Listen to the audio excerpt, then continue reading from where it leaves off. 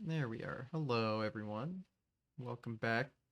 Another Sunday, another episode. Getting closer and closer to 100.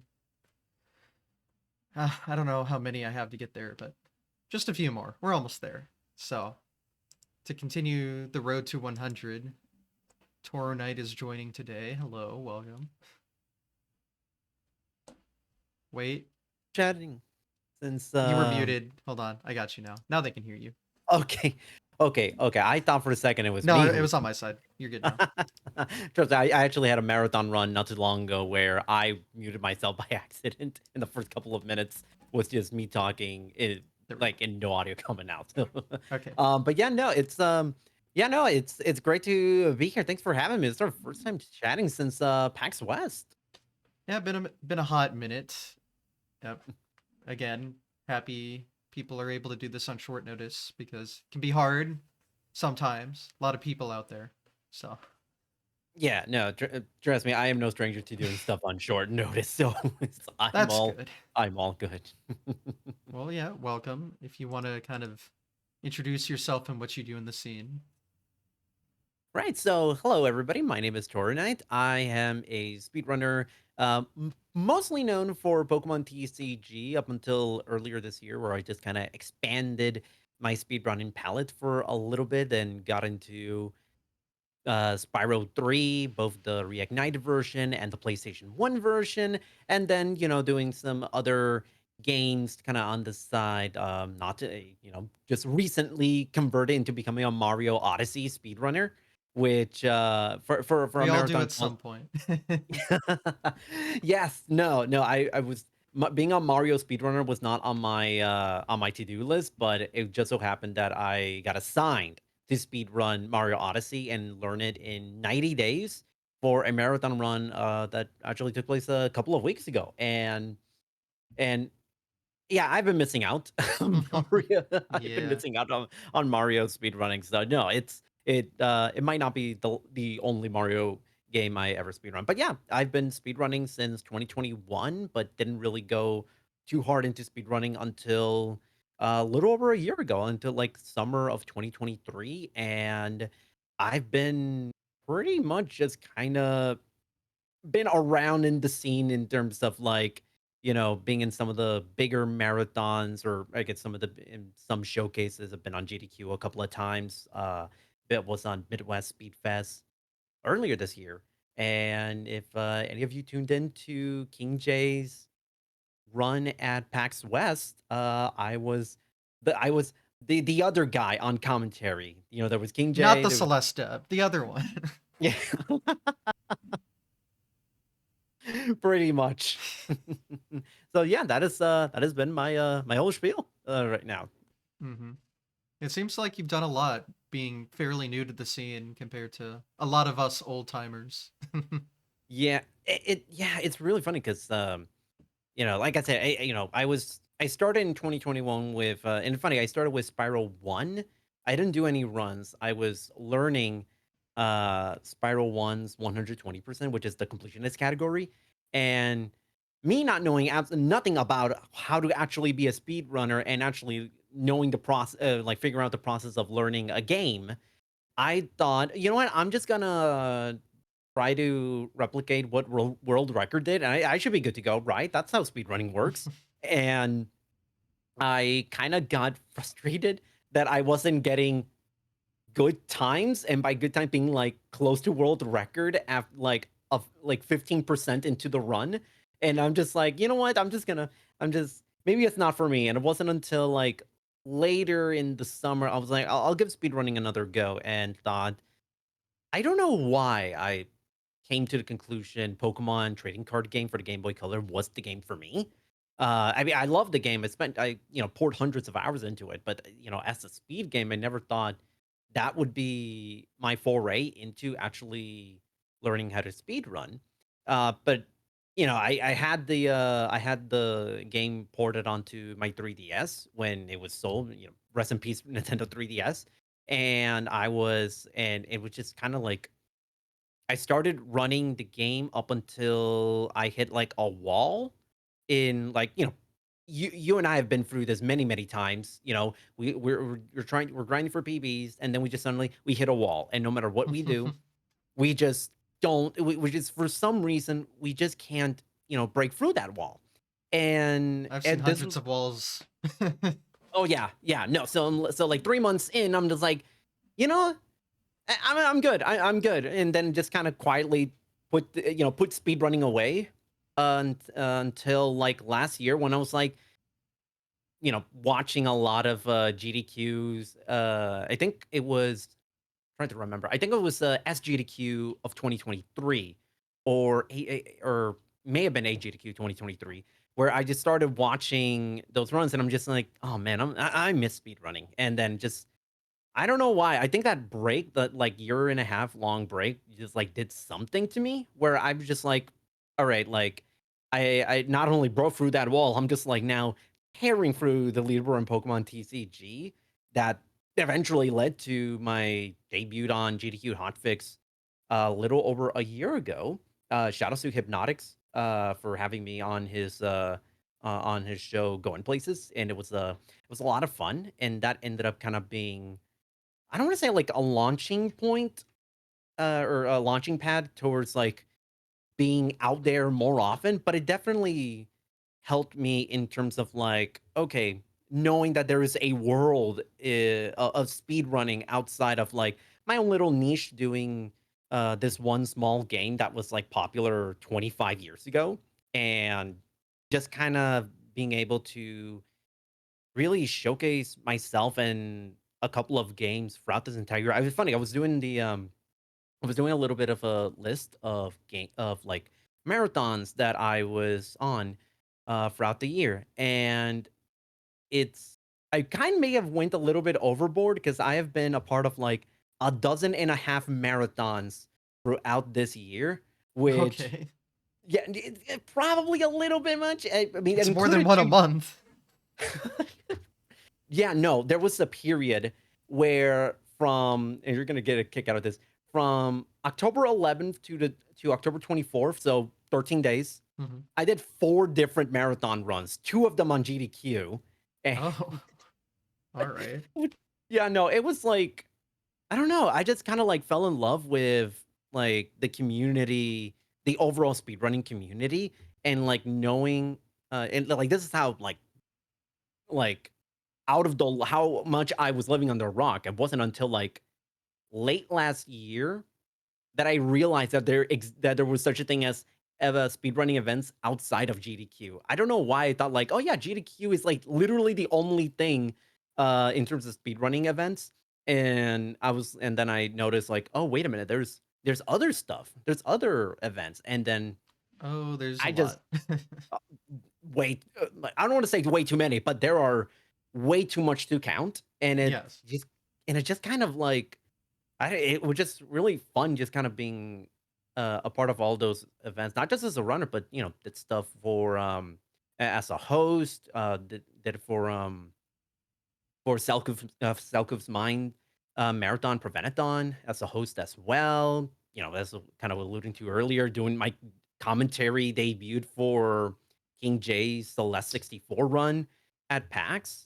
And it was, just all those experiences. It was just like a lot of fun getting to meet a lot of really cool people, especially in person, such as yourself. It was a blast, like hanging out with you and everybody else in PAX. It was a really fun experience. Yeah, that experience was different than anything I've ever done too. That was my first like big convention thing because JDQ's pretty big, but it's all speedrunners. You know what you're getting yourself into, but I've never been to something quite like that until Mhm. yeah, Yeah, PAX no, it was West. yeah, no, and PAX was so much fun. It was also like really funny, like seeing not funny, but it was really kind of flattering. Like whenever one of us or like chatting with like a random convention goer and they're like I don't, how many times has this occurred to you when we were at PAX, when we were in Seattle, when they looked at our badges and it's like I forgot what was the name It was like of special event or something. yeah, special something, and they're like, "Oh, what's that for?" I'm like, "Well, I'm part of this. We're part of the speedrunning through, and they're like, "What the?" Like, that's amazing. It was a lot of fun. It was a lot of fun, and just sort of getting to experience that, and like also playing like like testing out like a bunch of games. I remind. I honestly have forgotten. You and King J, you beat me and Selk of Mine in Mario Party, right? I don't remember. I think Oh like God, I don't remember.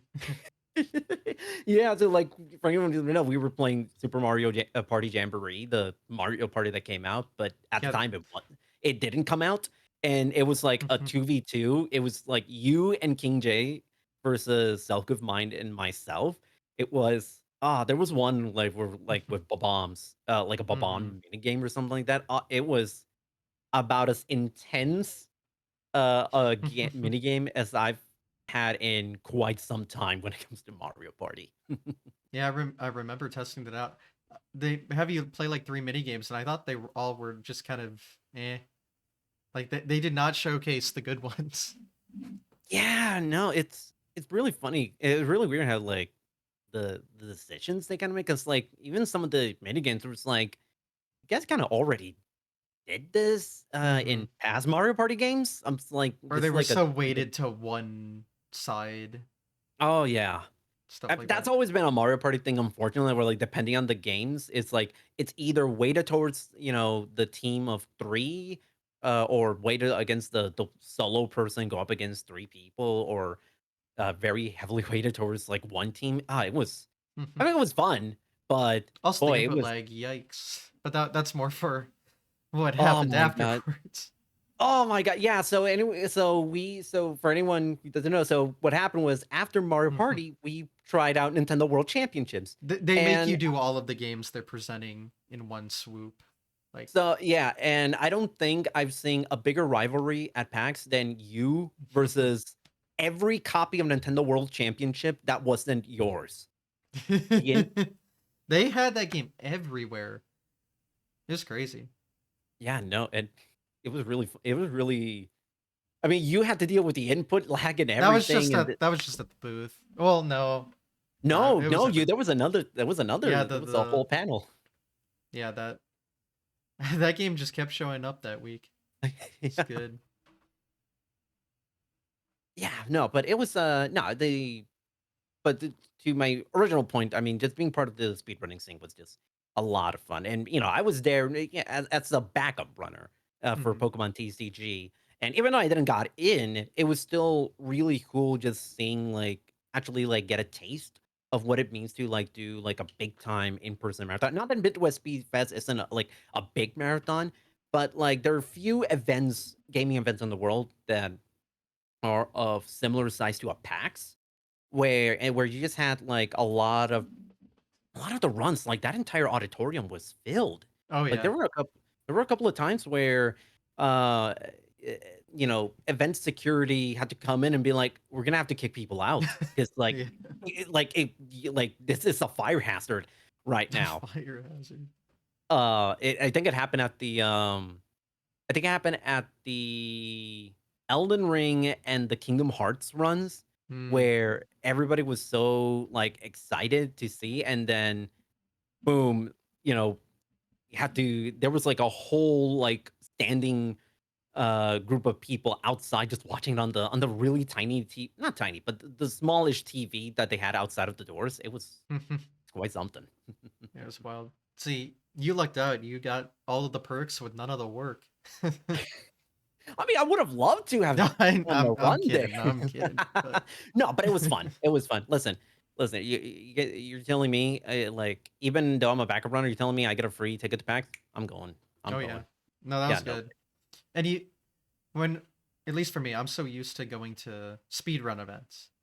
So Mm, like again, you know what you're getting yourself into, but going into here, you don't realize how big speed running is to people, that aren't just at GDQ events.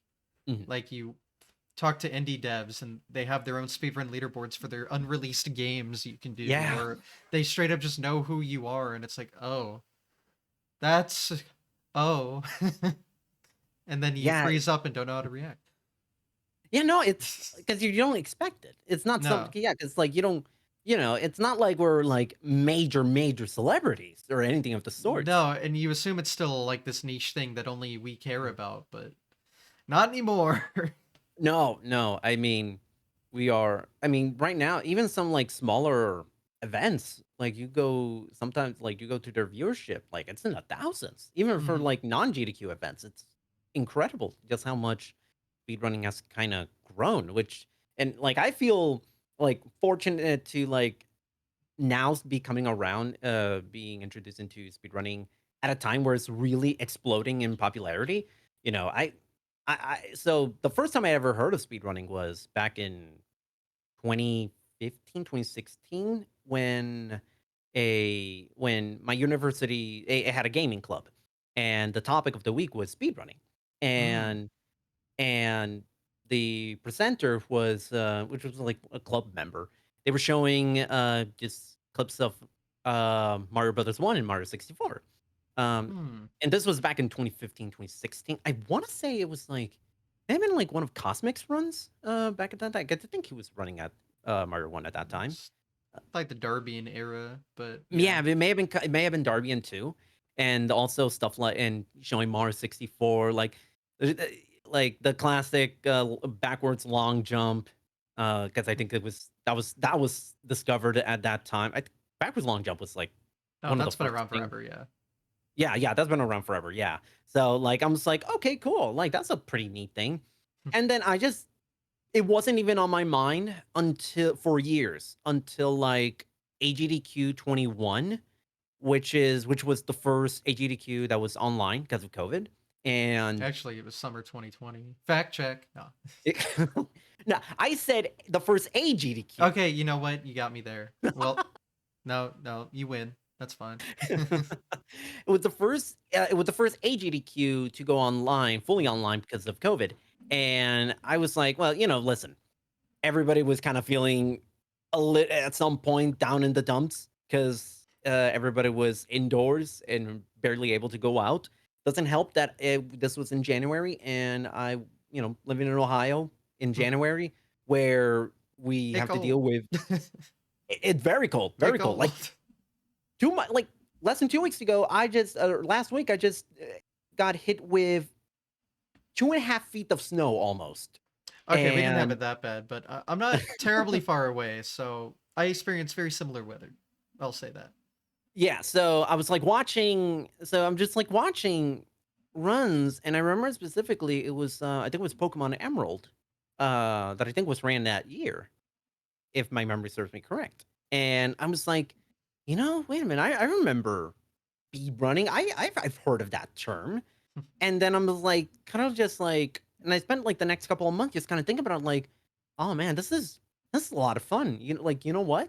Like and I blame the the atmosphere that GDQ present because I went back and watched like pre-COVID GDQ events, and it was like a bunch, the rooms filled with people and everybody's shouting. And it was like it was it was an intoxicating feeling that you as a viewer you see.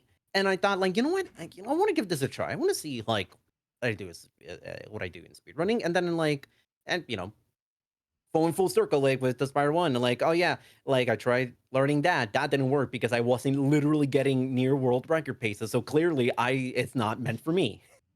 Yeah, I mean, if you, I'm sure a lot of people. I'm sure. By the way, for anyone who wants to get into speedrunning, don't feel discouraged Don't that do you can. That don't feel discouraged that you're not getting like as good as world record. When you're first trying out, like how I first tried to approach speedrunning, don't just don't. don't. That Good is not how advice. you're that's not how you're supposed to actually learn speedrunning. But then going into Pokemon TCG, it's a really unique speed game. Just because in the sense it's like it's a very RNG heavy type of run, but at the same time, it's also it's almost chess like in terms of what you have to do to actually get a good time. And it's like it's not an easy thing to get to like the times that I'm hitting, which is like, low to mid 50s, because of, you need to have like an almost encyclopedic knowledge of the game inside and out and learning, is basically the contents of every single opponent that you're facing throughout the run, not just, the contents of their decks, but also their AI programming, because sometimes the AI operates very differently depending on who you face. And also sometimes the AI cheats. Like not saying and like, oh man, this RNG is bad. No, like the game literally cheats. And overall, it's something that like I'm proud of because like Pokemon TCG is a very beloved game. You go to the SRC page, it's got over 100 runners, but it hasn't been getting like it didn't get like a ton of attention from like the bigger events. So like one of the things that I wanted to set out to do this year was to kind of really showcase Pokemon TCG, and I would like to say that I have, you know, pretty much succeeded in that regard. Like, it didn't get into SGDQ or AGDQ, but it was accepted in pretty much everywhere else, and including GDQ hotfix a couple of times. And it was even on Frost Fatales earlier this year too. So, overall, it's a really cool speed game if you okay with dealing with a lot of RNG because it's really fun. It's a game that invites a lot of creativity and a lot of imagination when it comes to when it comes to routing, when it comes to stuff such as how do you want to approach the game because the cool thing about TCG is that there's no proper route. There's no route that like if you follow this route, you're gonna get world record or you're gonna get close to world record or anything of the sort. No, there's you can do Charmander, Bulbasaur, and Squirtle, and theoretically you can have like an amazing time with any of those. And you can do like a million different routes to kind of suit your needs, whether you're comfortable with tackling this section early on or leave that for later on, because the game is kind of like an open world where you don't have to it's not linear, you don't have to there's no like set path. And that's kind of like and I think that's like one thing that makes it such a really cool and fun speed game is that it's very open-ended and you don't need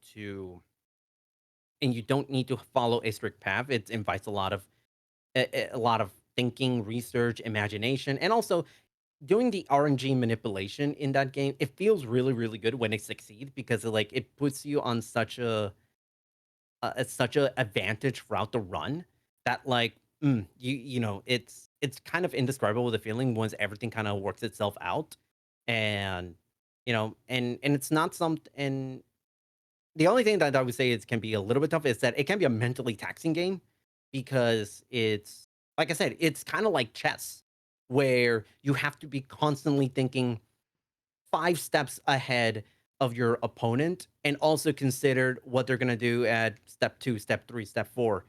Just kind of making sure that you kind of have all your bases covered. So, but other than that, I mean, I'm happy that like we've had a lot of new runners, including someone who had presumably had never run the game before, and in like a month, like 2 months, he's already like top 10, which is I think goes to show like how much if you really enjoy Pokemon TCG, like, you're gonna I think you would have a lot of fun kind of learning the game.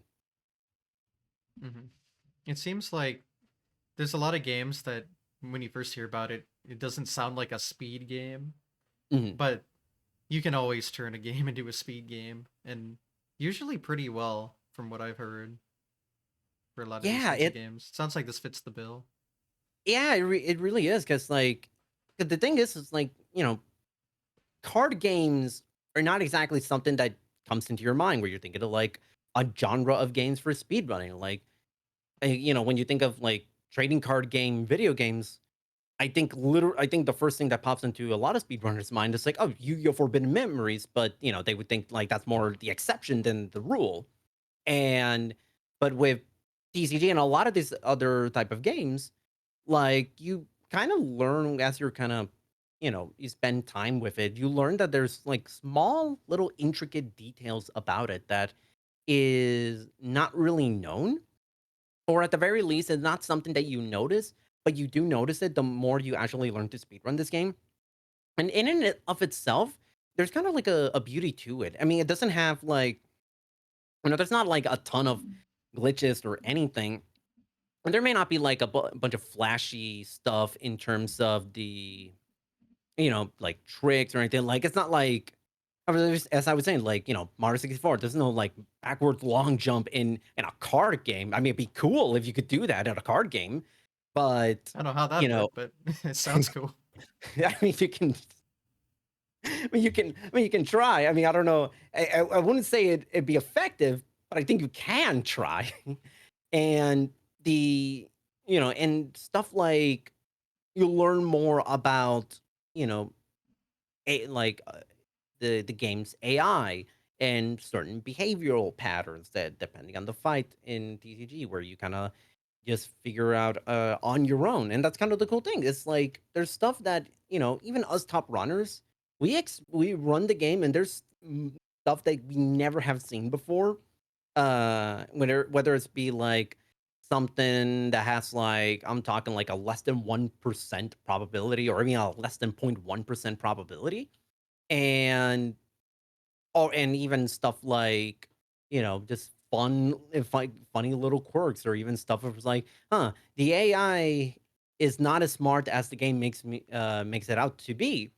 And in that, like, you derive a lot of enjoyment out of that, because like it's because at the end of the day, when you speedrunning a game, presumably you really like the game so much so that you're willing to dive deep, many hours into it and learning it. I mean, I'm assuming you like Mario Brothers 1, otherwise you wouldn't be speedrunning it. And Yeah, it's all right. it's an okay game. It's It's all it's right. whatever. It's no big, but overall, it's there's a lot of like fun things that you can derive from it. And even stuff like out in a non speedrunning sense, like you learn to kind of figure things out to kind of make your experience a lot more enjoyable. I did a I developed a bingo board for Pokemon TCG that even like GD that I showcased at the GDQ Latin American event a couple of months ago. And I even, which was a lot of fun. And there was even an instance of where I did a run where I had ChatGPT dictate my every single move in a speedrunning sense, and it was one of the most chaotic things, one of the most chaotic runs I've ever had. Maybe the most chaotic run of any game I've ever done, just because of how nonsensical ChatGPT became up to a certain point. Like like it was giving me like, it was even giving me names, AI generated deck names, and it Hmm. was, like, some of the most edgy, like, middle school 2000s type of deal. It That's what was happens when you no train AI off the internet. it was, like, I think, like, one of the, it was, like, one of the names, it was something like and, like, lowercase x, uppercase X, underscore, like, 420 blaze it. Sorry. Shadow Aqua underscore capital X underscore. I'm Mhm. like, what is that? And also, the game also just outright did not. I don't think the game fully knows what Pokemon TCG is, because it was asking me like, you have a 60 card limit for your deck. And it was giving me like, okay, for this fight, you need to construct this deck. And it gives me the ingredients, and you add everything up, it's like 90 cards. And I'm like, that doesn't make any sense. ChatGPT, it needs to be 60.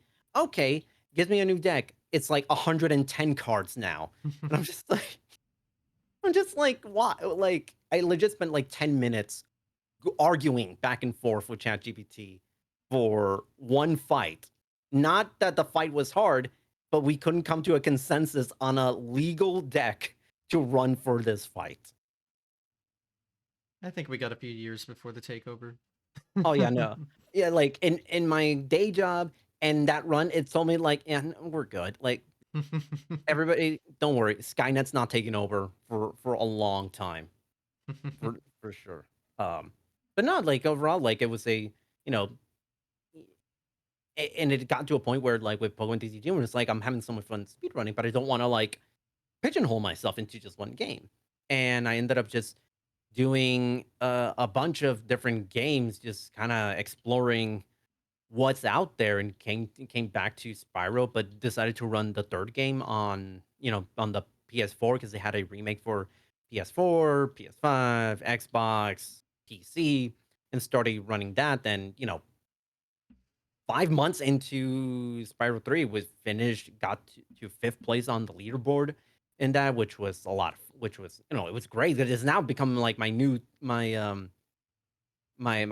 second priority is basically that game and seeing like, listen, if I can't get Pokemon TCG into A slash SGDQ, like Spyro Reignited 3 is the way is what I want to try to get in. Because for anyone that doesn't know, the first game, Spyro 1, the Reignited version, is actually going to be on AGDQ 2025. So there is at least a path to potentially getting more Spyro into the big GDQ. And then it expands into doing the like different marathons where I became a Mario Odyssey runner, and then all of a sudden I'm doing stuff like racing games like Gran Turismo 2 and Formula 1, and it was, and just learning all these different types of games. It was a lot of fun. Like 2025 is I would say like a year that I think I'm gonna really expand on learning a few other games. I'm not kidding when I say that I might actually you say, you know what? I'm just gonna do like for funsies like a Mario Brothers 1 80% run. You know what I This, mean. like I honestly I don't think I've ever actually beaten Mario Brothers 1. Like I think I've gone so far as 8-4, but never actually finished, but never actually beaten the game. So I feel good in my chances of getting like I don't know, like a really good time on Hmm. leaderboards. And Yeah. I mean, you're the expert here. Yeah, I think you think I have a shot doing this The, blind? well, I wouldn't do it blind. I'd learn what to do. Well, first I'd beat the game casually, but then yeah, it's very easy to get into, so I wouldn't worry Yeah. too much about it. Yeah, no. And like there's a lot like in when we went to PAX, like there's a couple of games that I don't think they're out yet, but they're actually like look really really fun to like potentially speedrun. There's a game called Tether Guys that Supersonic and I tested out. I think it was like on the second to last day, and no joke, the developers, like the people on the development that were there, they looked at Supersonic and I, and there was like, well, you guys are done with the demo already? What?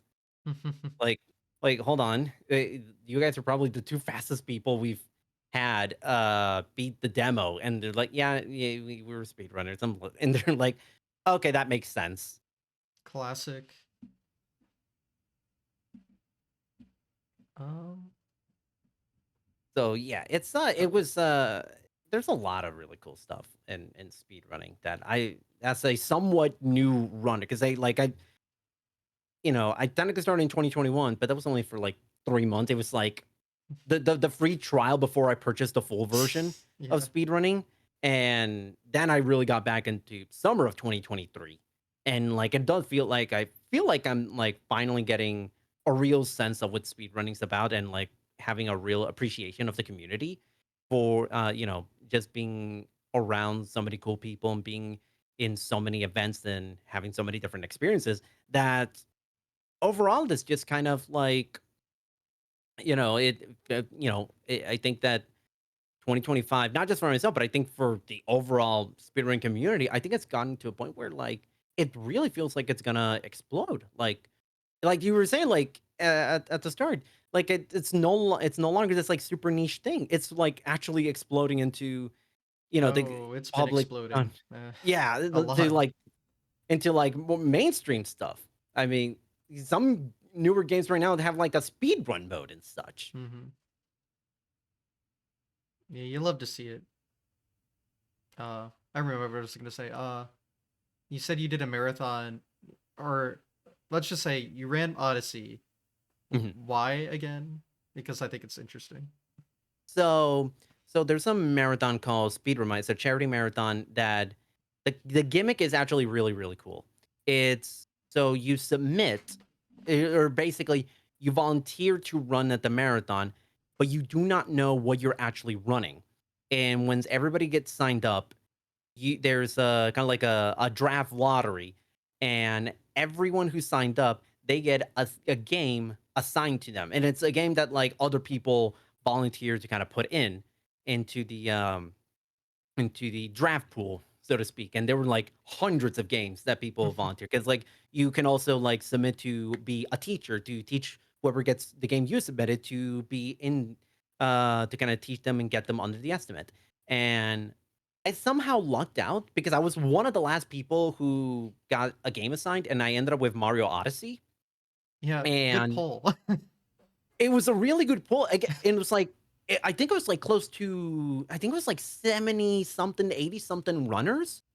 And I was like in the last 10, among the last 10. And I ended up with Mario Odyssey, and I'm like, "Oh, this is good." But at the same time, I have I'm terrible. And I mean terrible when it comes to Mario 3D platformers. Like, the only one that I'm actually decent is Super Mario 3D Land and New Luigi Bros. U, the one on the Wii U that was like original like DLC or something for New Super Mario Brothers U. And I'm like, okay, I'm gonna like finally get over the hump and actually be not terrible at Mario 3D platformers. But, I've never owned Odyssey. I've barely ever touched the game, and they're like, "Okay, you get Mario Odyssey, any percent, you got 90 days to learn it and beat it in under an hour and a half." And which, for anyone that's curious and wanting to start Mario Odyssey, hour and a half, for 3 months, you can do it. It's very much doable. I got a 143 on my first day, and that's my PB to this day. I haven't touched it again. Oh, you beat mine. It was like 2 hours and something. It was like 2 hours and 10 minutes, I want to say. It was something to that degree, like 2 hours and 9 minutes. 2 hours. Okay, no, I got it. 2 hours, 6 minutes, and 59 seconds. Mm. And that was because I spent, no joke, 20 minutes on the final trick of the game, which is Mooncave Skip. Ah, nice. Yeah, so I had no idea the instant out. I didn't know that there was like an L-shaped indent on one of the walls, and that you had to be at a certain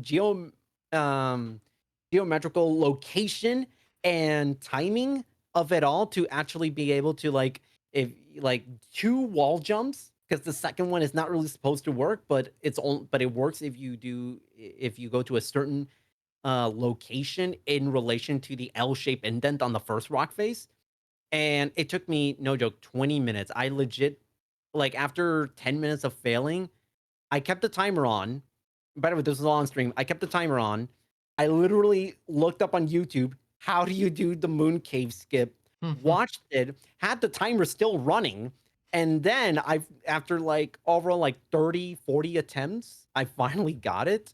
And ended up finally getting it. And it was also really cool just getting to hear like the opinions of like people from the Odyssey Discord. And there was someone who had like a PB of like a low 110s, and it gave me like advice. And there was one um for I think it was Seashore Kingdom. I think that's called. And they looked at my run, and it was essentially the text version of like, huh? What do you what is this? I had no idea. Like, I didn't have any idea what they were seeing. Like, it worked, but like you could tell if like the person was like, yeah, no, here's some advice. Don't do whatever you did in that kingdom, and just like try to like, all right, here's a video. Here's a video how do you do how you're supposed to do it.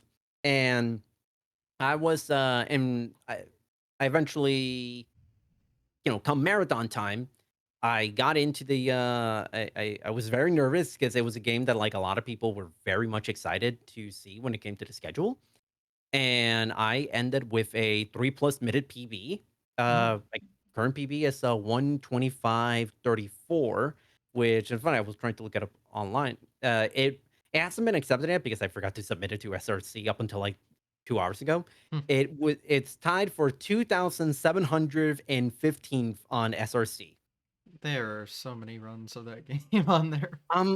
I'm just like, yeah, I didn't realize how many people were running this game. Like I looked at like I was like, okay, how many people run this game? And I'm like, you know, SRC has like displays like the top 100, and then the next page 101 to 200. Mhm. There are 44 pages of Good runs. lord. I mean, there are close to 4,400 runs on SRC. I mean, are different runners. And I'm assuming that we know of that bothered to submit something because, oh my God, I can't even imagine the actual number of people who actually just did an actual speed run of it. Although I will say it's really funny sometimes seeing runners like I don't know if you just sometimes go on random games, they're like super popular games and you're seeing what the last place showing is. I remember I could be wrong, but I think it was in Mario 1 where like someone the last place in Mario 1 is like someone, it took them like 10 hours or something and had like a Bob Ross episode showing in the VOD as well or something like that. And it was like really, really funny. And like last plays, and I just saw it started like a little while ago. It was like an 11.5 hour run of Mario Odyssey. And I'm like, yeah, I think I can do better than 11.5 hours. I would hope so. I don't want to mercy kill my run. So it was a really interesting time getting to learn a new game in a genre that you still have very little experience with only 90 days. It's really really interesting. Like and there's sometimes, games that you also see that like you're watching and you're thinking like, okay, listen, if this person can do this in 90 days, okay, maybe if I'll give it a go. There were a couple of games that I would have loved to have been given to run this game. Odyssey was one of them, but like stuff like Spider-Man 1 on the PlayStation 1 was one that was like really high up on my list because I love that game to death. The original Spyro 3 for the PlayStation 1 would have been hilarious because I had already started learning the PS1 version 2 weeks before the games list came out with who was assigned what. And I was like, "Oh, like if I had been assigned that game, I would have just like not said a word." The estimate was I think 1 hour 30 minutes at the time. My PB was 118, and I was just been grinding and been like, yeah, yeah. I mean, this 90 days, it's been easy. I'm just chilling and end up with like an hour and 5 minutes, like go almost half an hour underestimate, just to kind of like surprise everybody. And there were a few games that were a few runners who like learned their game to such a really high degree that they actually finished 20, 30 minutes below their estimate, which man would have been, which was really cool to see. If anybody that wants to submit a game to them, to that marathon, I mean, I'm sure the next Speedrunner is going to be sometime in next year. But yeah, no, it's a lot of fun. A lot of fun. It was a really cool experience. Finally crossing over to Mario and finally learning the game. Mhm. What was the marathon called? Speedrunner. Speed Remiser. Okay. Because that's just such a cool concept. It really is. It really is. It's really it's and and the cool thing about Speedrunner is that it's like such a really cool community because you know one of the great things about when you're picking up speed running is like just learning as you go, but then you have an entire community that are currently going through their own grind and learning experiences. So we all get to share like things about like you all get to share in the excitement that comes from learning a new speed game, sharing our PBs, sharing our progress. It's like a really cool idea. It's a really cool concept getting just getting a bunch of people who either have a lot of speedrunning experience or no speedrunning experience and just being okay, you have a game, got 3 months to learn it, off to the races you go. And thankfully it was I think there was stuff like yeah, for example, like Wii Sports Oh being hell one of the yeah. games. Wii Sports rules, and like I've seen the summoning solve video on Wii Sports, but they actually see someone go through the motions and actually go through learning Wii Sports. It's really cool. I wish that like I still had a Wii. Or no, I have a Wii U, but I wish I had my copy of Wii Sports and just went and like learn. I mean, I would hope that, I mean, with there being a literal billion copies of Wii Sports, that they would be relatively cheap to buy. Or I don't know, maybe it's super expensive and I will never achieve that dream. But I don't know. But anyway, it's really like Wii Sports was really really fun, and even seeing some of the other runs. I submitted Pokemon TCG to be a game that then someone got assigned. Unfortunately, they could not do the run because it was something that was no one's fault, out of control. But the funny thing is, like, they had an open slot, and they where the TCG was going to happen. I was going to be on commentary for that one, and then I was like, well, this was going to be the finale for day one, and it's like there's no it'd be kind of disappointing just kind of end the day right there. And I'm like, you know what? I'll do like a little like a teacher showcase of Pokemon TCG, and it ended up being like, I don't know, like only a few minutes behind marathon world record, despite not touching the game in like a month. And it was like I was super dead tired. My voice was shot because I was actually doing a podcast right before I was gonna do the run. It was it was the for anyone who doesn't know, I also do work as a boxing reporter and boxing person, and I was doing a podcast of the Jake Paul Mike Tyson fight that occurred earlier in the day. I'm so And sorry. oh god, that oh Yeah, that's all you need to say. no, and it was like immediately after, no, and it was like I was doing the podcast like on my second monitor, and on my first monitor, I'm like had the speedrunner Discord and was like, where's the runner? We don't know where the runner is. And again, not the runner's fault that they couldn't make it. It was a situation out of anyone's control. Mhm. And I was like typing away on the Discord. It's like, hey, can I do it? And it's like not even looking at the keyboard. So I think I wrote gibberish on there, but I guess it was legible enough for them to understand what I meant. And it was like, podcast over, boom. All right, we're all right. I am setting up I'm setting up everything on like I was speed running setting up my stuff to do a speed run. And no, it was fun. It was the rare double marathon appearance where I would do two runs in the same marathon, which it's an experience. It's an experience for sure. Double the work. Yeah. I mean, thankfully you know, did Pokemon TCG, I know that like the back of my hand. Like I could go months without touching it, and at most I would need like one D-Rust run, and I'm like back at it because like it's not really much of a it's not a game where you are kind of figuring things out as you go. Like there's no, it's not like platforming. It's not like, you know, where there's mechanical muscle memory in terms of like the speed of your inputs and such. It's really all just like memorization, recognizing AI behavior patterns, and then decision making is the most difficult part of Pokemon TCG.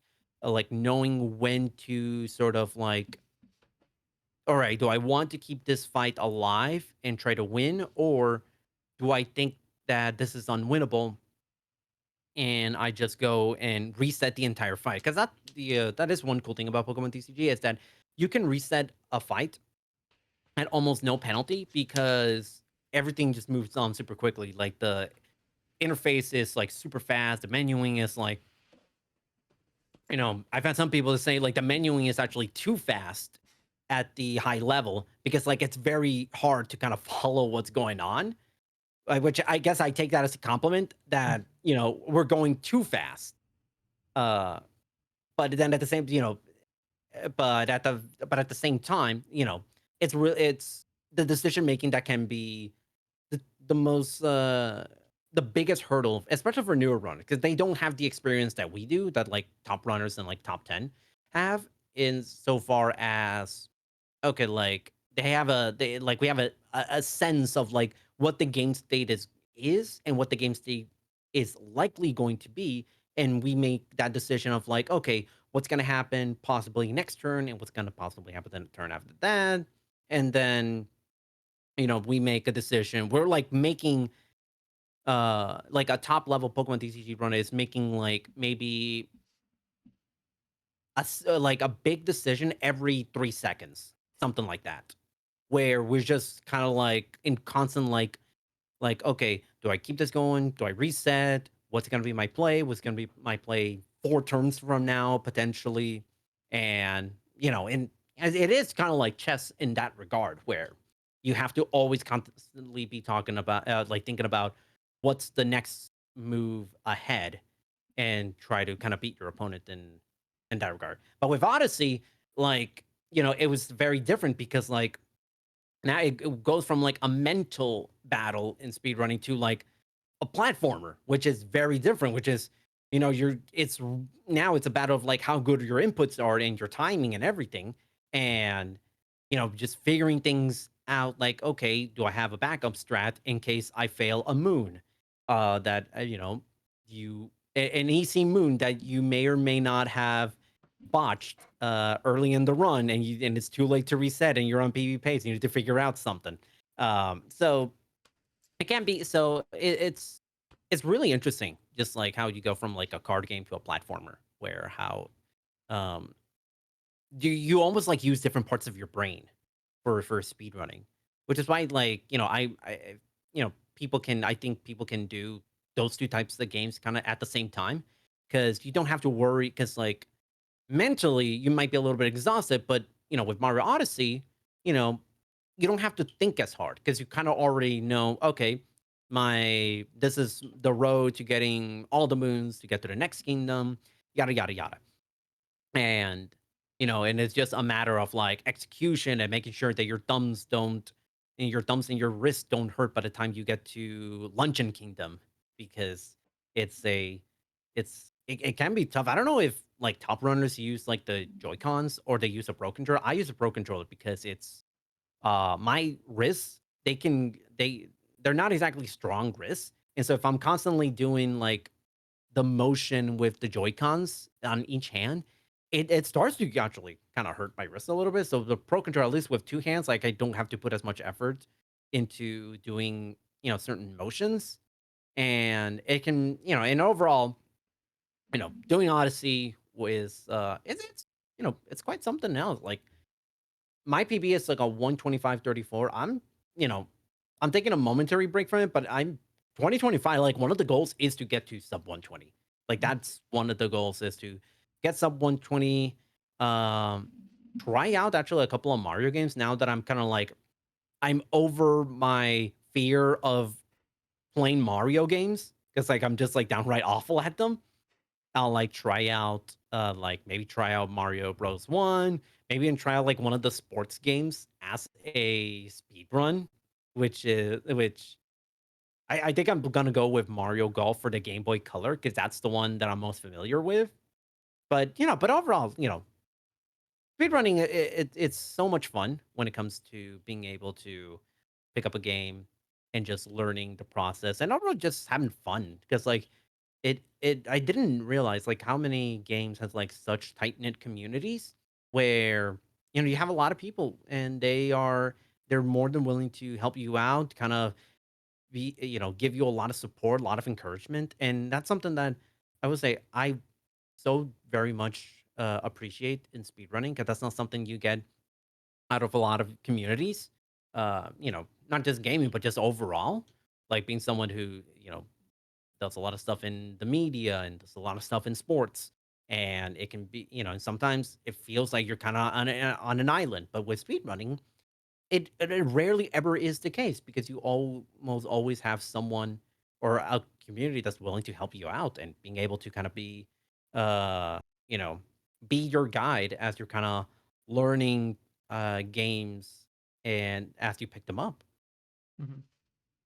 Yeah, it's cool that event kind of you walked away with a speed game that seems to enjoy a lot.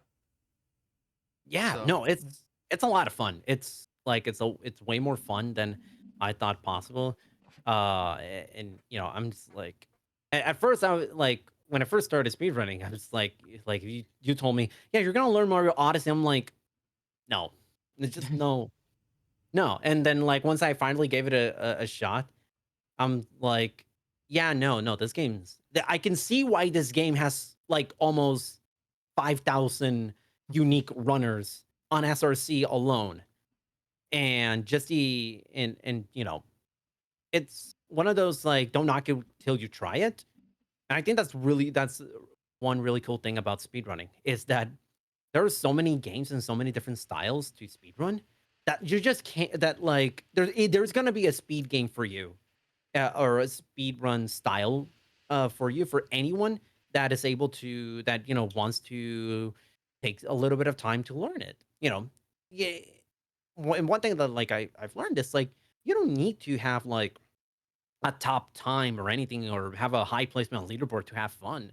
Because like at the end of the game, you're playing a cool video game that you like and you enjoy. Like that alone to me is the reward of speedrunning, is being able to experience the games that you love and experience them in new ways that you didn't that it never had occurred to you beforehand. And being better at those games. Because we can all appreciate the fact that, you know, it's fun when you're playing a game that you love and that you're actually good at. So like I'm pretty sure wouldn't be as fun for me playing Mario Odyssey if I'm 2 hours in and I'm still stuck at Sand Kingdom, which is like the first real big kingdom throughout the game. So it's really cool. It's really cool. If I have time, I will definitely try my best to kind of be involved in Speed Reminder, whether it be as a runner or as a teacher or even as a host again.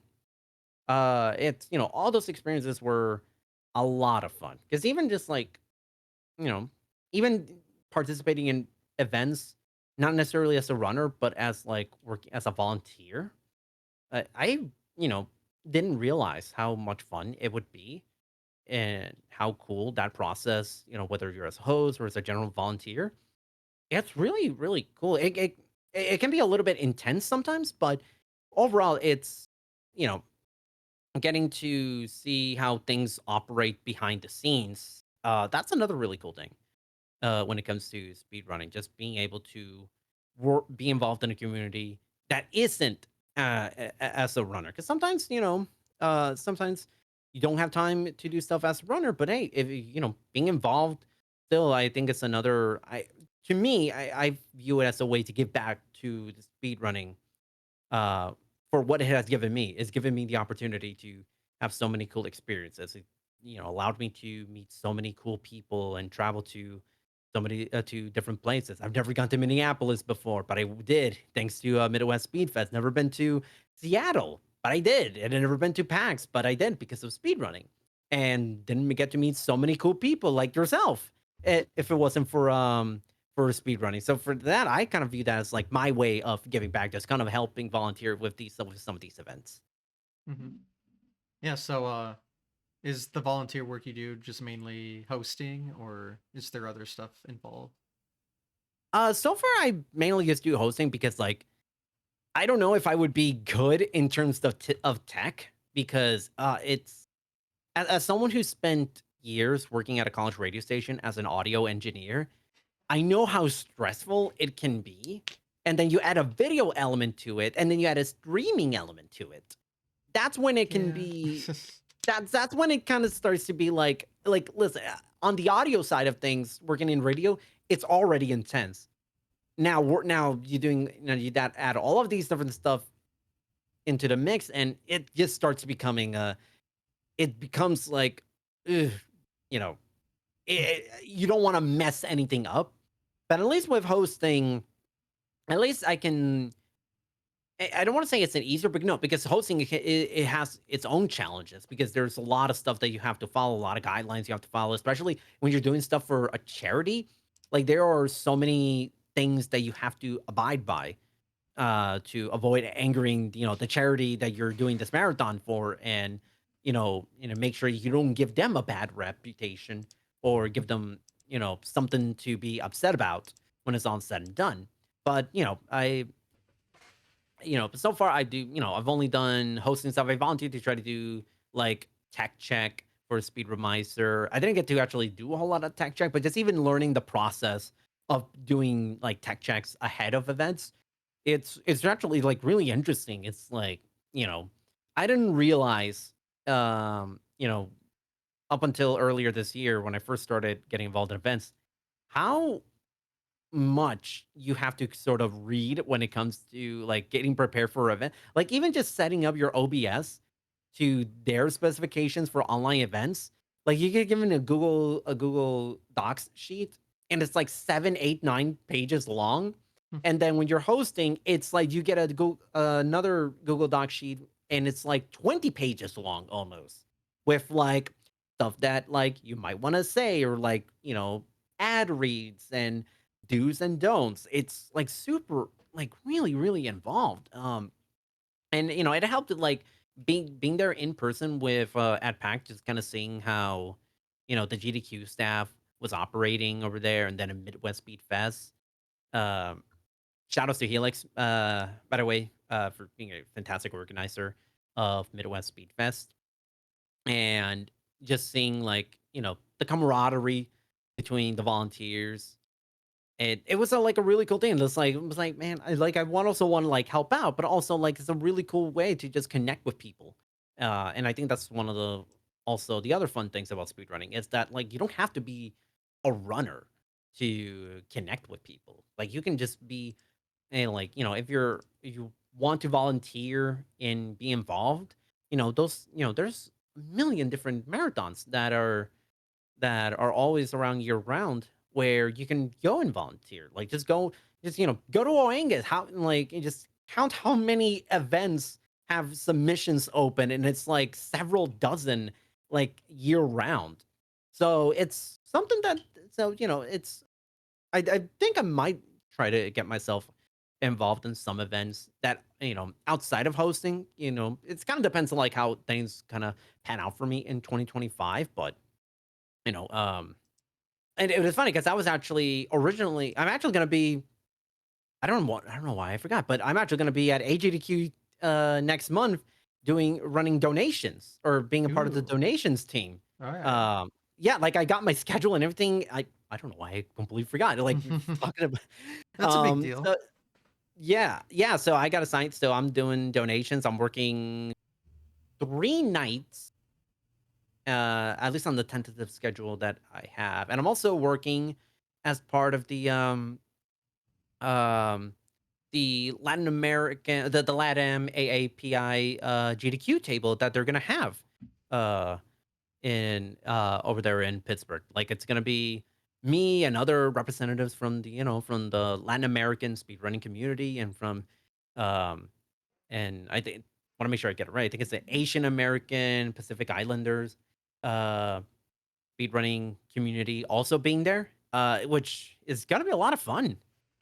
It's also getting to experience different cultures and like their speedrunning scenes. Like I didn't realize up until a couple of months ago that's like there's a really big speedrunning scene all across Latin America, which is like really really cool. Just getting to see different runners and how they do marathons in different languages. I actually did a run of Pokemon TCG in Spanish a couple of months ago, which I mean Spanish is my first language, so I don't have an issue talking in Spanish.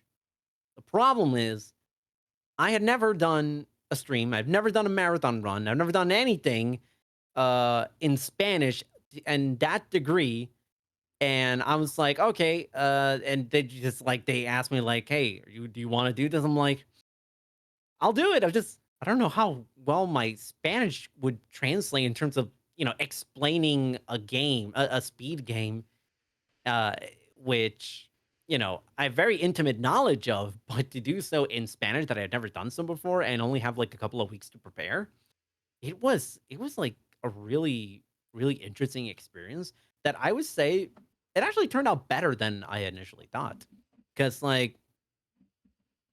like there's not an easy way to translate the concept of RNG from English to Spanish. Hmm. Or and it also and the other thing is like the way Spanish operates is that like Spanish is almost on a country by country basis. Like certain words that may mean one thing in one country doesn't mean anything or has a completely different meaning in another country. So even just trying to practice solo commentating a run and making sure that what I say in Spanish can be universally be understood by the entirety of the Spanish speaking speedrunning community. That in itself came with its own like interesting challenges that I think was like a really fun exercise in how good am I as a Spanish speaker? That, it should be my first language. I should have been okay. And thankfully I was. But it definitely was like something different. And, getting to be a part of the Latin American group that's gonna have a presence at GDQ next month with a table. I think it's the table or a booth. And, you know, I think it's really cool. Shout out to like, to Osborne who invited me to be a part of this. And also we also even to the creation of a new Discord server that's, the Latinas and Hispanics in speedrunning Discord server, which is like a really cool server where, you have members from the Hispanic community who wants to be a part of it. That's like whether you're a runner or someone who's involved, you even just like speedrunning, you're able to come in and it's like a really cool thing, just kind of sharing of like the Hispanic and Latino culture in a speedrunning sense. It's like that's kind of quickly growing, becoming like one of my favorite things about being a part of speedrunning. It just having just being a part of part of my having my own culture just be a part of the speedrunning community is kind of being able to blend the two of them into one has been it's really cool just seeing all the different like you know Hispanic and Latino folk who maybe don't speak Spanish, but that's still part of their identity to even Portuguese runners that I didn't realize like how many people were in how many speedrunners come from Brazil or speak Portuguese. And it's a really fun little thing, just sort of that I just keep learning and learning about speedrunning. Like it only just feels like I'm now like I'm just scraping the surface of like the overall world and overall scope of speedrunning. Mhm. Yeah, it's cool. You're seeing a lot more of these little smaller subgenres from all over the place make their own things, and that they can all come together for like the big everyone. I don't know. It's just cool. Yeah, So much it's stuff going a on. lot of yeah, it's a lot that like, but it almost doesn't feel overwhelming. Weirdly enough, where you don't have to be like involved in every single little thing. Mhm. Just doing stuff at your own pace is also really cool because like the thing about speedrunning is that it's never gonna go away, like never. As long as It there's won't. video games and they Oh yeah, work, then yeah. there'll be As long as speedrun. Yeah, as long as there's yeah, I mean, like, there's not gonna be like, even if there's like I don't know, like an ET that's like the crash, like the video that caused the game crash from like decades ago. Like even something like that's not enough to like stop speed running or stop video games in general. So I think that's like the really fun thing about speed running is that it's never gonna go away. And like there are way too many games out there for you to not at least consider learning if you're a new if you want to get into speedrunning, you just want to learn something new. There's gonna be something out there. You just gotta Mhm. look for it. Sometimes even a place that you didn't would not think, like Mario Odyssey for a non-Mario runner. Mhm. Yeah, there's a few games out there. Like there's a few options, just a few.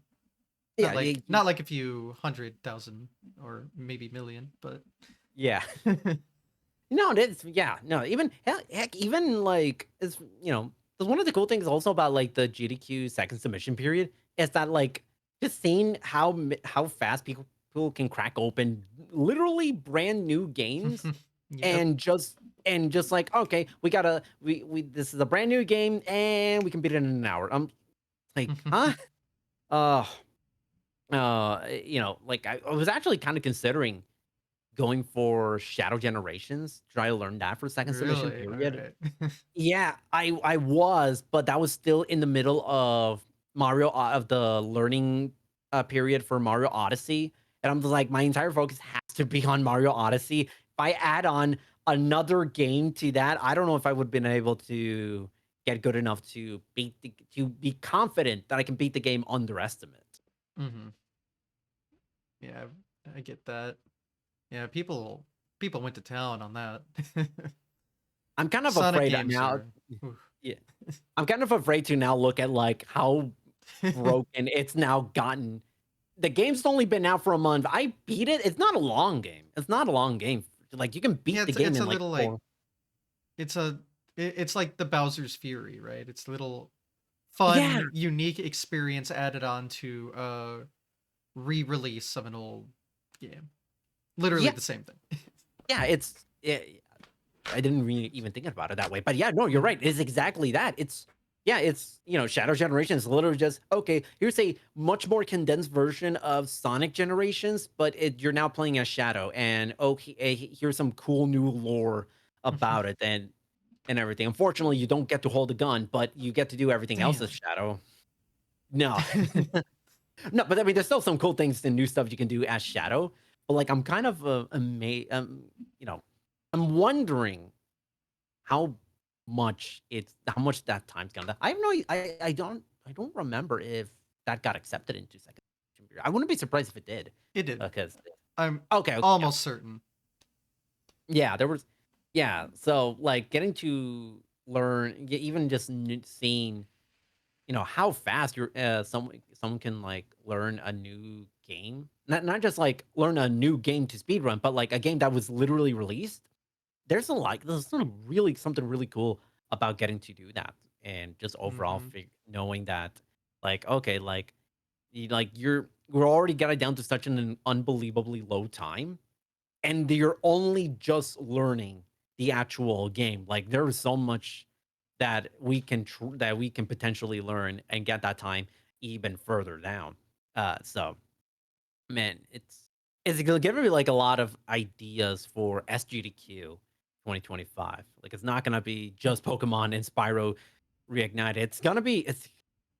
It's now gonna get it could potentially get to the point where, like, I might have too many games in mind because we're only restricted to 5.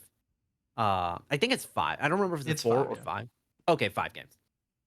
Yeah, no, there's a few games that, like, I have in mind, and I don't know if, like, I'm gonna, or, there's stuff that I'm haven't even considered, like, uh, although I don't know if I'm gonna get something like King J did with Golf with Your Grandma, and The silly like, block.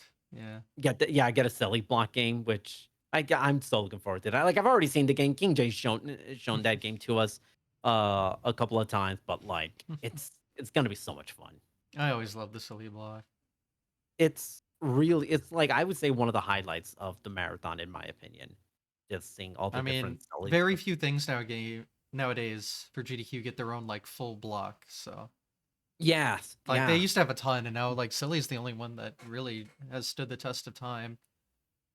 Yeah, So and it's like, there's a lot, and, you learn about games that come out. There was one where I can't remember if it was, I don't know if this AGDQ is only just has a silly block, or has an awful block, but in one, and I think it is silly, I think Silly but and Awful are one and the same. I'm pretty fair enough. sure. So Fair enough. But there was someone's doing a speed run of, and this is a super meta Simpsons joke of, so the context is, like, in an episode of Simpsons, there's an arcade game based on, I think, a movie called, Kevin Costner's Waterworld, and mhm. and it's like it's a joke on the old school arcade quarter eaters. Our games are like unbelievably hard that like you just lose so much money putting in quarters in, and it was like the run in the it was like you put a quarter in, and then the character Millhouse just literally lightly taps the joystick to the right to move the character. The character takes one step, and the game is like game over. You lose. Insert 40 quarters to continue. And someone made an actual full-fledged game of that like 10-second joke of The Simpsons and into like its very own game, and it's actually being run at AGDQ next month. I love the internet. I love uh people do It's amazing work. yeah, it's like it's unreal, like the creativity, like with speedrunning. It's just like you see things that you never would have imagined otherwise. That is like, okay, that's really cool. And then you're thinking like putting new spin on twists on things, like having a live band do cover songs for Crazy Taxi because if you show Crazy Taxi on Steam, get ready for the world's fastest DMCA strike. I didn't think of that. Yeah. That Yeah, that so that's clearly why they had to get in the full band. There were no other ways. yeah, that's why whenever you see on like in yeah, why you see in like Tony Hawk games being shown on GDQ, like you never get the music because it's all licensed music. Hmm. Yeah, Which any Lego games or anything, yeah. I know really I like know Lego games have trouble getting in usually. I am assuming because of the music licensing, like I Star Wars or Indiana yeah, Jones or etc. Like it's gonna that be the makes sense. movie Yeah. music, right? Yeah, you're right. You're right. I didn't even think about that. But yeah. Yeah, no, Lego also has that. The Lego movie tie-in games also have that problem. Like and like that's such a really cool workaround. And even you see in like in the past year, since I really got involved in this community, you see stuff like dogs speed running games to the point where they get shouted out by ESPN and stuff. Like there's so many like awesome things about speed running that like I'm really fortunate to be a part of.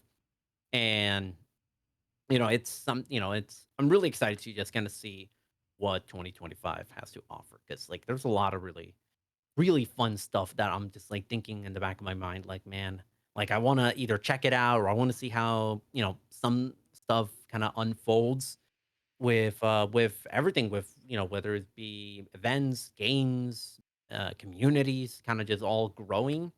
And, it's really cool that, we're getting that this game that speedrunning is it's kind of growing. I just said it's like it's already exploded. It's Hmm. exploded, but it's not stopping. It hasn't stopped, which is like an even cooler thing, is Hmm. knowing that there is like the ceiling is we've yet to kind of reach the ceiling for for speedrunning's presence, kind of all over the mainstream gaming, zeitgeist, for Hmm. like a better word. Yeah. And it's interesting to hear the insight on someone that's, only a couple years old into the scene, for real at least. But Yeah, like because this is a very interesting time to get into it, I think. yeah, no, I'm like, I sometimes like to joke, like I'm still practically a baby when it comes Mhm. to speed running. But at the Like same you've time, been, I'm old and I'm only like 7 years in. So, like, there's not a very big window of time where you're like normal, quotes, but you know what I yeah, mean? yeah, no, yeah, like listen, it feels like forever ago, but it wasn't really that long ago where you see like world record runs not being streamed on Twitch, but instead someone held a camcorder like in front of their TV, and it's like, Yep. okay, this is how I'm gonna, or how certain speed games were like when you upload to YouTube, that back in the you can only upload 10-minute videos per video, and so you get like part one, part two, part three, part four. Like it wasn't like Recorded 30 on that years old ago. VHS tape and sent Oh into yeah. SDA. Classic. Oh, oh You man. see, that's I mean, even before my time, and I yeah, probably know a lot of stuff before your time. It's yeah, just all very interesting. yeah. No, like it's. I think it'll go to show that, like, you know, if you're kind of going into speedrunning as a new person, you don't have, you know, you Now don't is have the to feel easiest like time to you're. get into it. It is the easiest time, yeah. But it's like it also is, but at the same time, it's like you may feel like you're like years and years behind everybody. A lot of people who have done this for like you say, yourself 7 years, Mm. and I'm only in. I would like to say You're a good technically, example of that not being true, actually, I'd say. right. So yeah, because like you don't have like It in doesn't some take that ways. long. Yeah, it You're not doesn't take that behind. long to really have a presence. And I'm like, let's be honest, it's not like I was, I decided to speedrun a really popular game or that like everybody was running out to thing. Like, I got my start in Pokemon TCG. Like there's like you can at the time you can count on one hand maybe the amount of actually active runners in the scene. And then all of a sudden it went from having like one or two appearances on GDQ and like the many years GDQ's been around. Not I mean outside of the big two events, but you went from like one or two appearances to all of a sudden just explode. Just like now on, I've done 3 runs of the game, 3 different runs on GDQ shows alone. So like so at the same time, you don't have to feel like you're like super behind and like you're not going to amount to anything just because you're only just now getting in.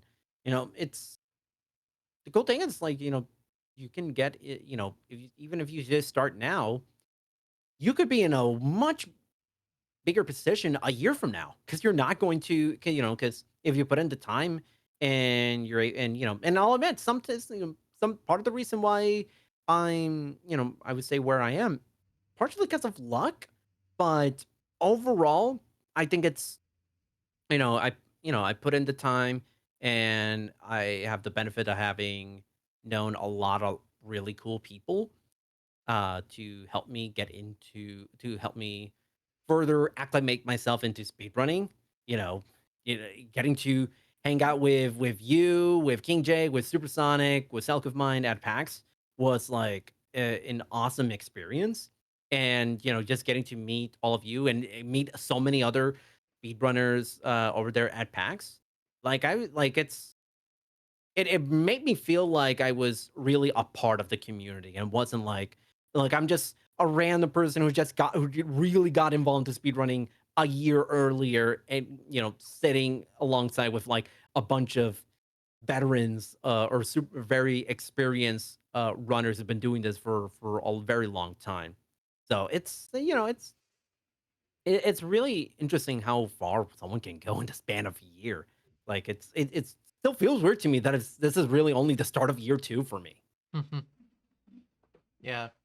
Anyone has a chance in speedrunning as long as they're having fun with it and Yeah, you know. I would say that's definitely the biggest thing.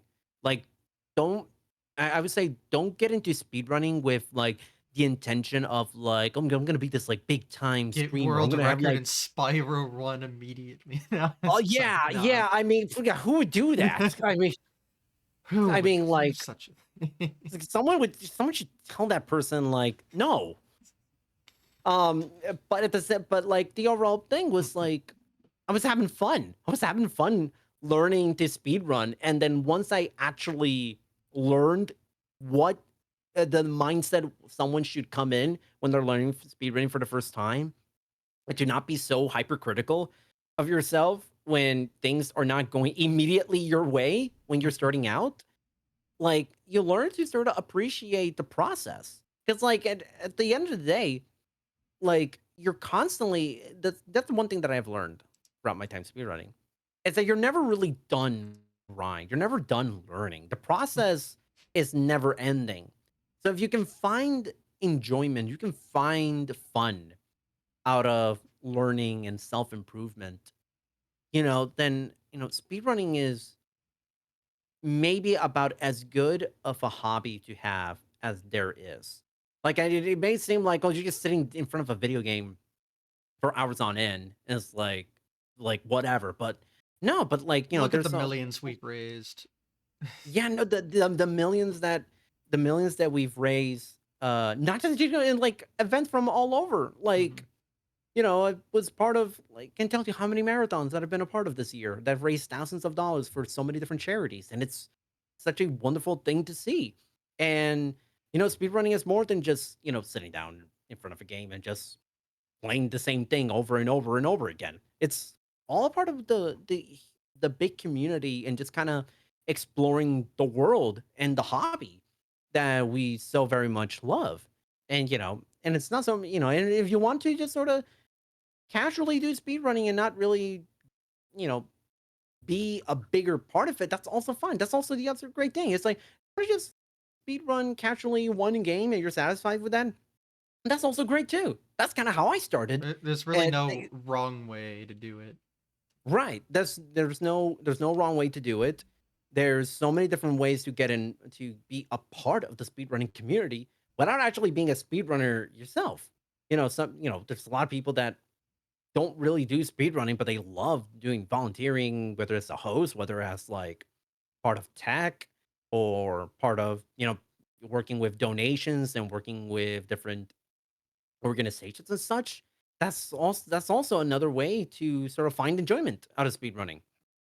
And there's not that many hobbies out there in the world where there's so many avenues where you can find fulfillment and you can find a community as good and tight knit, despite the increasing size of people that are joining speedrunning every single day. It there really is nothing like it. Hmm. Very true. Well, did we cover like your whole like speedrun history, you think, so far? Uh Yeah, I mean, a lot of it really has kind of been, most of it had been Pokemon. Spyro 3 just kind of been like the new grind where, Hmm. I started learning the PS4 version because that's the only version that I had at the moment. And that's also going back to the whole like there's a lot of great community uh involvement and enjoyment out of having people kind of support you. I was learning Spyro Reignited Trilogy, which was really, really fun. And then my PB at the time, because on console, because the load times it varies by console, and so we go by in-game time. My in-game time PB at the time was like a like a barely over an hour or like hour 10. And then I had the world record holder in my DMs being like, "Hey, do you need any help? I'm more than happy to help and offer any advice." And it basically took me under his wing, and in the span of a few months, I went from like having like my in-game time being more than double what the world record holder is, and like not even like an awful run, to like now all of a sudden I'm fifth in on leaderboard. I'm not still not in a position where like, oh yeah, I'm gonna challenge for a world record, but it's like being top five in the span of a few months. And, as my second speed game, it's something that's like really really cool, and like getting to learn how unpolished, the Spyro Reignited trilogy is because, I love the game. I loved all 3 games, but boy, did the remakes needed, like, maybe an extra year of polish before they're fully ready to be taken out of the oven. So, and one of the goals that I had set out is that, like, I wanted to do a marathon run of Spyro Kinetic Trilogy, and I've done that twice now. And now, like the goal is to try to improve the Spyro Reignited 3 time on the PC version because I don't think the problem with the console version is that the load times are like horrifically bad. They like to put it bluntly, my PB is like 36:25. Mind it, in game time, that's almost everything except that's like at the actual game. the RTA time is like an hour and 14 minutes. So I spend more time loading the game in between levels than actually playing it. Epic. Uh, although it was funny, I didn't do like a workaround to that. So I had an idea where what I would do is that because loading takes like 30, 45 seconds in between levels on PS4, what I had an idea is that I would pull out in between those loading the loading in between levels, I would pull out a script of the scrapped Spyro movie that was in production many years ago, and it went through a couple of draft and script revisions. And let me tell you, it's bad. It's so bad. Like the script is so bad. And I was thinking, like, my thought was like, okay, to kind of make it fun, I why don't I read the script while every time we are waiting like 30 seconds in between levels to kind of just make up for the fact. Now, and the idea actually got accepted as a backup run idea. Actually, not backup, but a bonus run idea for a marathon called USC earlier this year. The caveat was like it would only happen if if we got enough donations to go to like our final stretch goal, and we just fell just short of it. So that idea has yet to see the light of day. But there's always ways to make a run more fun. Even if a game just looks like impossible to showcase at a marathon, there's ways. There's ways to kind of do it and just kind of have fun with it. But really, the PC version where the loading is so much faster, like the RTA time for my RTA PB is like, I think it's like an hour flat.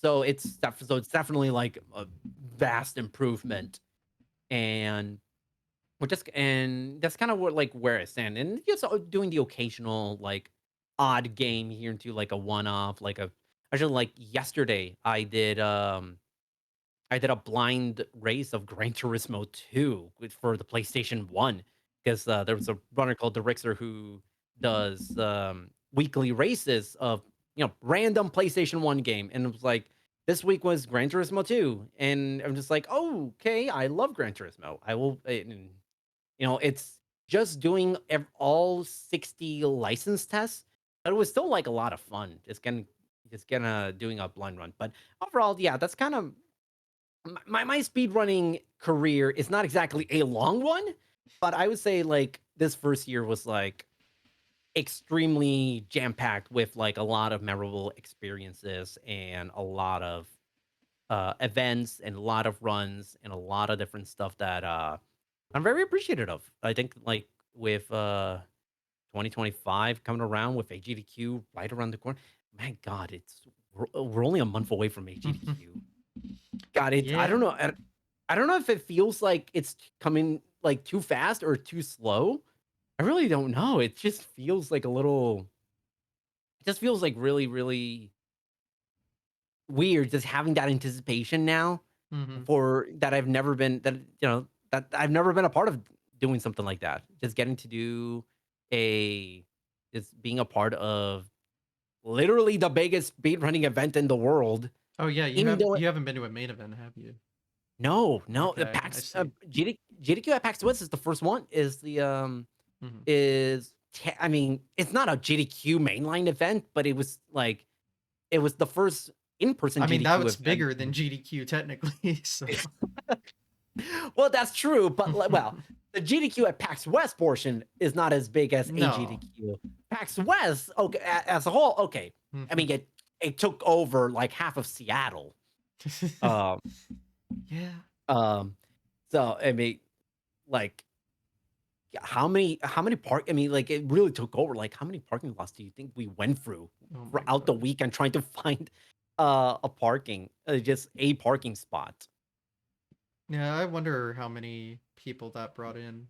I don't actually know the stats, but certainly I not what GDQ is pulling in, but No, no, so and that's this not, will be like, different. but Yeah, it's it's a different event. I mean, every hotel in the city in downtown was like virtually booked. And we had to find something that was hmm like off, like just barely outside of downtown. And you don't really get to you know a won't have city that problem here, luckily.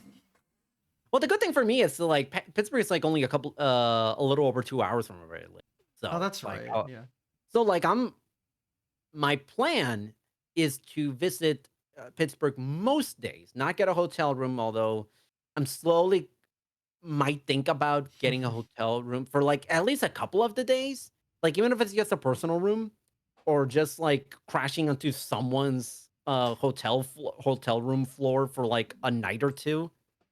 It's for me, it's like, all right, like just in case, because like some of my donation ships is ends at like 9 or 10 p.m. Yeah. And I don't think I'm gonna be coming home immediately afterwards. Like, donation ship's done. All right, bye everybody. Because there's a few runs that like are taking place at like midnight or 1 in the morning of people that I know that I want to watch. hmm So it's yeah, no, it's gonna be something else. That's man, it's I'm really excited for my very first mainline GDQ event, and boy, I really couldn't have asked for a better time to do so. Yeah, it'll be good.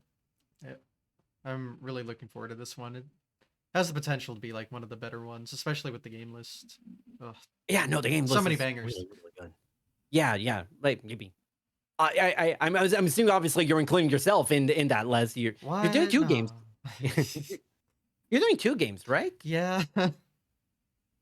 You're getting the rare double game duty Yeah, the in rare double GDQ. duty. Oh man, it's gonna be fun getting to see you and watch everybody else's runs and your run as well. It's gonna be man, it's gonna be so much fun. I'm so excited. Like every day that passes, I'm just like man, I just wish January would just come by so quickly. Well, it's on its way. Yeah. So, I know you've talked a bit about future plans, but Mhm. I mean, it sounds like there's a lot of ideas cooking in the background.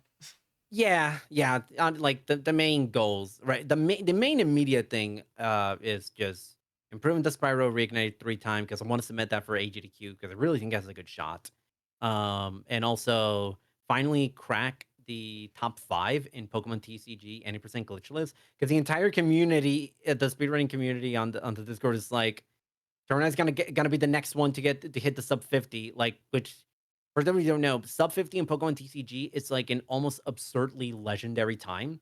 Like only 4 people have ever achieved it, and it's takes an unreal amount of like good RNG and execution to pull it off. Like, you not only need to execute as well as anyone could, but also have to have the like almost perfect RNG for the entire run.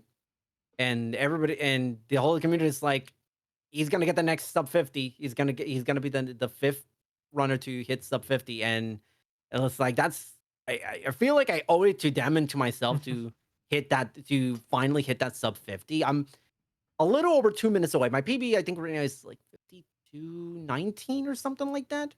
And I've gotten and like I can envision what the path to sub 50 is. It's just a matter of getting a run going. But also like, stuff like Mario Odyssey, get the sub 120 one day, experiment, do a bunch of other games that I had in mind to trying out. Probably not gonna be doing like 15, 20 events like I did this past year because I will admit that became a little overkill. And, if I don't think I'm going to be doing the exact same run for some of these events. Like, I don't think I'm going to be doing Pokemon TCG 80% glitchless on for the second year in a row on like 7, 8 marathons that I ran that game in. So, you know, I'm gonna slow down a little bit on the marathon, but the grind will never stop.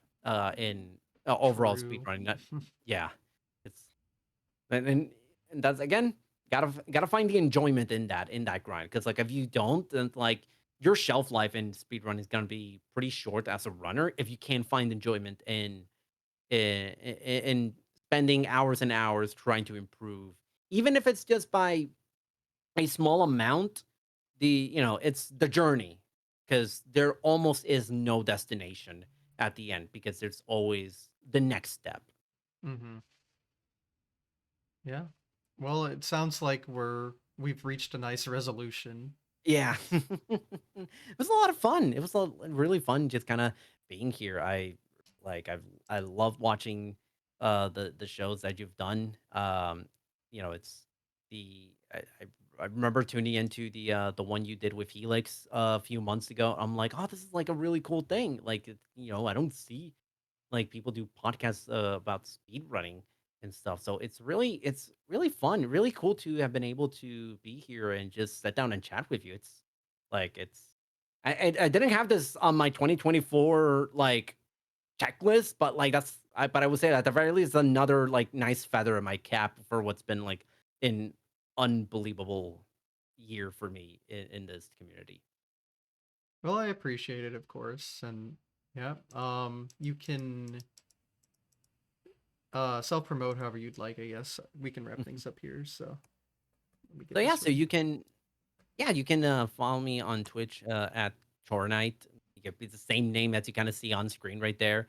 Where most of the time I will do Poke with TCG and Spyro Reignited or Spyro 3, the PS1 version, and or maybe the occasional like silly version of silly run of those types of games, or like a one-off like I did with Gran Turismo 2 yesterday, or at least yeah, as of yesterday, as of like this live streaming of this Yes, as show. of upload date. Yes. And you can follow me on Blue Sky at Torn. I think I keep forgetting how The it's links are there. They will be yeah, the links provided. are there. Tornag, where yeah. Same thing on Twitter/X. Although I'm slowly starting to do more stuff on Blue Sky.